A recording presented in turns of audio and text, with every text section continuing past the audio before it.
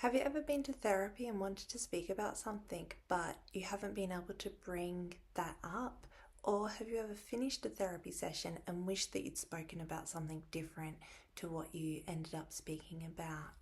We can all have those moments where we can hesitate to say something that is important to us, especially if we're feeling like this is something that we're not sure how the response will be, especially if it's something you've never spoken about before or spoken honestly about before. It can be really scary to be seen, and being honest is the most vulnerable that you can be. In this video, I'm going to speak about why this happens. Why do we struggle to have those conversations, even with our therapist, and how can we improve that? My name's Laura. I'm a psychotherapist here in the UK, and I'm helping people to access better therapy and know how to use it. So, in this scenario that I've outlined, where you've wanted to speak about something and you've struggled to bring it up, the issue is often safety, and it's emotional safety, and it's not a reflection on how good or not good your therapist is. It's just a reflection on the relationship. And even in very strong therapeutic relationships, this can still come up. It's very vulnerable to expose yourself and to speak honestly about something, and when you're not sure if there might be some judgment, there might be some misunderstanding, and especially if it's something that you've spoken to other people in your life about and it has been received with judgment or misunderstanding. And so with your therapist, you can tell them there are things that I want to speak about, but I'm not ready to yet. And I think that that is a really brave thing to do, to speak about the unspoken. And you can either ask your therapist, can you invite me to speak about something that, I might not be able to bring up? Ask me, is there anything that you want to speak about today, so that I have that opportunity? Or you can ask them to not ask, and that you will bring it up when you are ready. And whatever works for you is the right thing. So emotional safety means that we can speak to our therapist in a different way, and that we're not going to be finishing sessions thinking, I wish that I spoke about something else, something that's more real, more vulnerable, more authentic.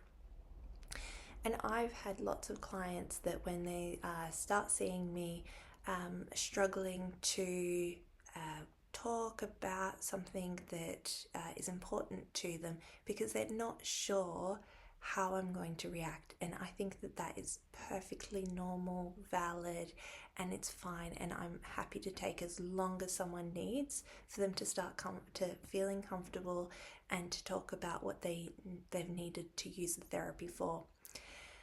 If you finding that stage is prolonged, that you don't know how to get out of that stage, then naming it is going to be really important. Talking to your therapist about it and asking them, what would it be like if I brought something in the room that you disagreed with? What would it be like if you felt uncomfortable with what I was going to say? And they might reassure you. They might let you know, yeah, I would tell you if I disagreed with you, because you want your therapist to be congruent. And congruence is when someone is themselves around you. And if you're going to be yourself around your therapist, then that's all you can ask of them, that they would be their self. The balance with congruence is empathy and unconditional positive regard. So even if we don't agree with our clients, we can still try our best to see from their perspective, have empathy for what they're telling us, and have unconditional positive regard. And if it is something that brings up judgment in a therapist, sometimes it's their own process. There's a reason why that particular thing is bringing up judgment in them, and that's for them to work on. That's not for you as the client to try and help them uncover their biases. But if they disagree and it's just something that, they're not really, it's not to do with their issues. It's to do with it's just something that they wouldn't do themselves.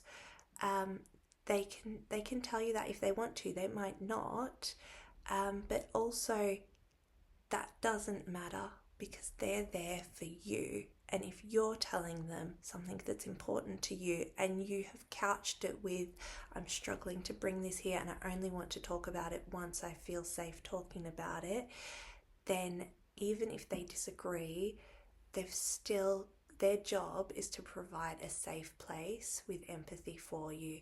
And I've heard some shocking things over the years, and I I will sit with it and I will listen. And if this is the only place that someone can be honest and open, then I am so happy to provide that space for them. And I want them to be able to talk about things that might scare them to say out loud, that they maybe don't like about themselves. Because if we're avoiding part of ourselves, if we're avoiding something that's true to us, then when we go to feel accepted, we're not actually accepted. We're accepted as long as we aren't our full self. And so the only way we can truly be accepted is if we do have these honest and open conversations. I hope that that is helpful for you. Please get in touch if you have any more questions about this. And I hope that if you are one of my clients, that you can speak honestly with me and that I can be congruent with you while also holding empathy and unconditional positive regard. Take care.